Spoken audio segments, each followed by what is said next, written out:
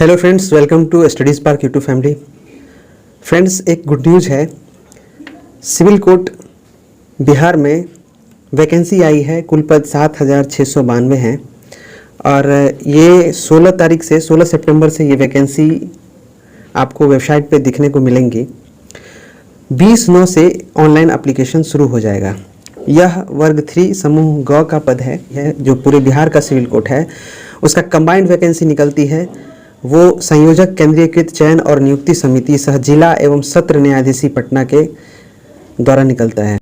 Okay, तो ये जो मेन कमेटी है इसका जिला एवं सत्र न्यायाधीश पटना का कार्यालय है।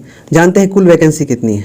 क्लर्क का कुल वैकेंसी है 3,325, स्टेनोग्राफर का है 1,562, कोर्ट रीडर सह गवाही लेखक का है 1132, चपरासी का वैकेंसी है वो है 1,673 और सभी का एडवर्टीजमेंट नंबर दे दिया गया है यहाँ पे।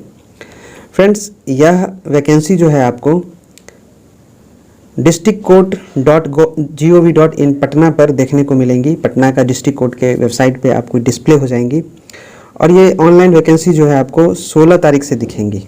ओके, या उससे पहले भी दिख सकती हैं, आप बराबर चेक करते रहिएगा। 20 सितंबर 2022 से ऑनलाइन होना है, 20/10/2022 तक, यानी 20 अक्टूबर तक, 1 महीने का टाइम मिलेगा। कोर्ट में अगर इच्छा रखते हैं आप नौकरी की तो आपके लिए ये काफ़ी इच्छुक लोगों के लिए वैकेंसी है और बहुत बढ़िया है।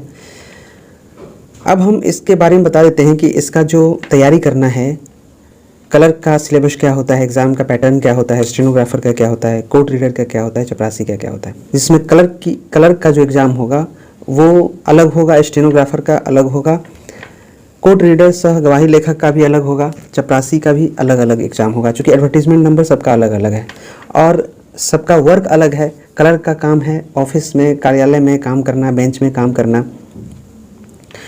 जो पेशकार वगैरह बनते हैं, ऑफिस क्लर्क होते हैं, कार्यालय सहायक जिसको बोला जाता है, असिस्टेंट भी बोला जाता है इन्हें। और स्टेनोग्राफर, इनका काम जुडिशियल मजिस्ट्रेट के साथ, न्यायाधीश के साथ होता है काम करना। कोर्ट रीडर सह गवाही लेखक का भी काम होता है मजिस्ट्रेट, जुडिशियल मजिस्ट्रेट, न्यायाधीश के साथ काम करना और ये गवाही लेते हैं। चपरासी का तो आप जानते ही, वर्ग 4th ग्रेड है ये। इनका पैटर्न जानते हैं, पैटर्न क्या होता है। क्लर्क के पोस्ट के लिए अगर आप अप्लाई कर रहे हैं तो क्लर्क के पोस्ट के लिए आपको 2 एग्ज़ाम देना होगा। जो प्रीवियस पैटर्न रहा है, अब क्या होगा ये पता नहीं, बट अभी तक का जो ट्रेंड रहा है एग्ज़ाम का वो रहा है कि आपको फर्स्ट पेपर प्री होता है, पेन एंड पेपर पे हो सकता है, तो अब ऑनलाइन भी हो सकता है। तो पहला जो होगा ऑब्जेक्टिव होगा, जिसमें कि 20 क्वेश्चन मैथ के, 20 question English, 20 question Hindi, 20 question GK. तो ये आपका प्री का फॉर्मेट हो गया, जहाँ पे मात्र 20 नंबर का हिंदी भी होता है, 20 नंबर का इंग्लिश होता है, 20 नंबर का रीजनिंग भी होता है आपका और 20 नंबर का मैथ भी होता है। 20 नंबर के मैथ और रीजनिंग दोनों मिलाकर होता है और जीके जीएस का भी पोर्शन 20-20 नंबर का होता है। टोटल 100 नंबर का होता है, जो आप ऐसे तैयारी करते हैं एसएससी वगैरह का, उस टाइप का होता है क्वेश्चन 1 लाइनर फॉर्मेट में ऑब्जेक्टिव जो होता है एग्ज़ाम वैसा होता है। उसके बाद क्लर्क पोस्ट के लिए अगर आप क्वालिफाई कर जाते हैं प्री, तब आपका होता है मेंस, जिसमें डिस्क्रिप्टिव टेस्ट होता है 50 मार्क्स का। डिस्क्रिप्टिव में इंग्लिश में आपको लेटर लिखना, हिंदी में लेटर लिखना, कुछ प्रिसाइज होगा, चीज़ें हैं।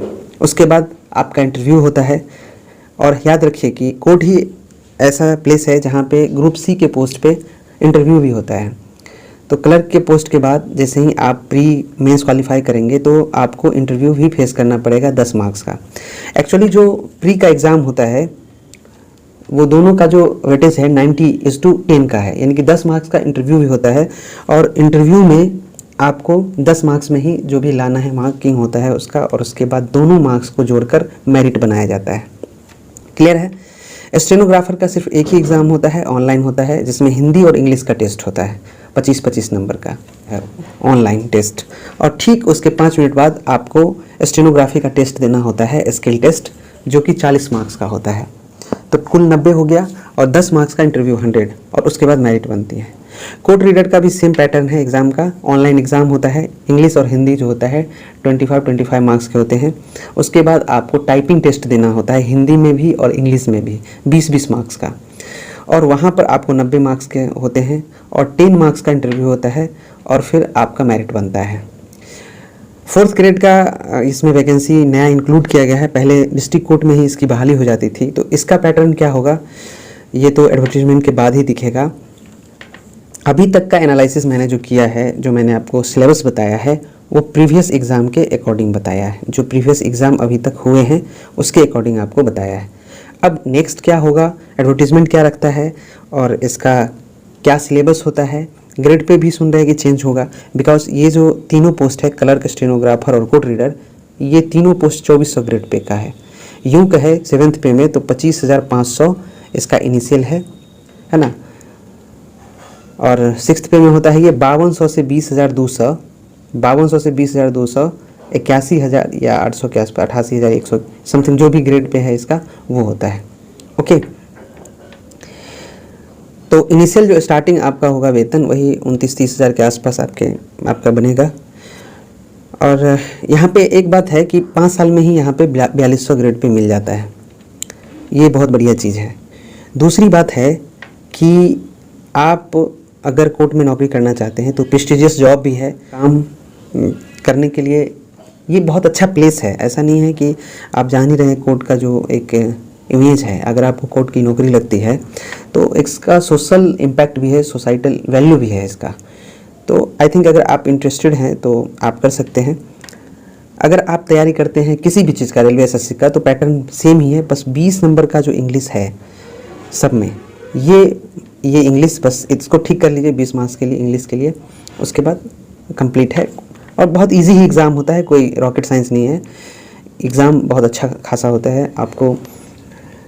आप चाहें तो थोड़ी सी मेहनत करके आप कर सकते हैं। अगर आप स्किल्ड हैं, आपके पास कंप्यूटर का नॉलेज है, स्टेनोग्राफी का नॉलेज है, तो ये बिग अपॉर्चुनिटी है। इतनी वैकेंसी कभी नहीं आई थी आज तक ना। कोड रीडर का तो आई ही नहीं थी। ये चूँकि न्यू पोस्ट है कोड रीडर, तो इसमें अगर आपको टाइपिंग आती है हिंदी और इंग्लिश दोनों, तो आप इस पोस्ट के लिए अप्लाई कर सकते हैं। कोड रीडर के लिए, स्टेनोग्राफी के लिए आपको शॉर्ट हैंड चाहिए, और क्लर्क के लिए कोई स्किल की ज़रूरत नहीं है।